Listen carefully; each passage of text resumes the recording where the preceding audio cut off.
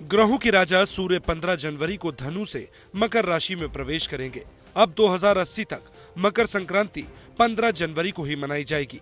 इसके बाद फिर ज्योतिष गणना के अनुसार मकर संक्रांति एक दिन और बढ़ जाएगी, यानी सूर्य का राशि परिवर्तन हर 16 जनवरी को होगा।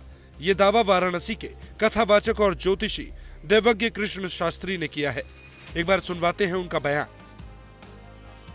हमारी जो संक्रांति इस बार मकर की लग रही है, धनु राशि से मकर राशि पर जो सूर्य जा रहे हैं वो 14 तारीख को रात के 9:35 पर धनु राशि से मकर राशि में प्रवेश करेंगे। इसलिए उस दिन संक्रांति का हमारे यहाँ मान ही नहीं है। इसलिए उस दिन दान करने या न करने की कोई बात ही नहीं आती, क्योंकि जब तक मकर राशि के सूर्य हमारे यहाँ नहीं होते हैं तब तक हम संक्रांति का मान नहीं करते।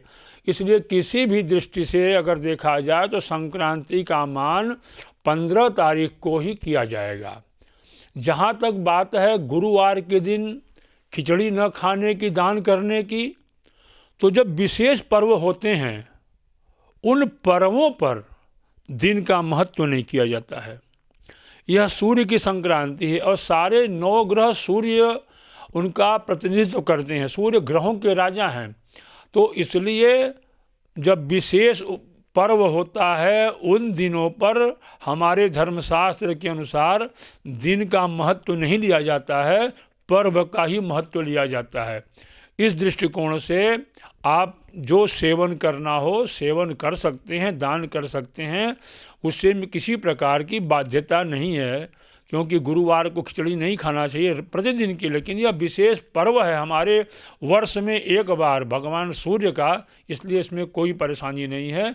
आप खिचड़ी का दान भी कर सकते हैं, खिचड़ी खा भी सकते हैं, इसमें कोई दोष किसी को नहीं लगने वाला है। मकर संक्रांति इस बार 14 तारीख को रात्रि में 9:35 पर ऋषिकेश पंचांग के अनुसार लग रही है।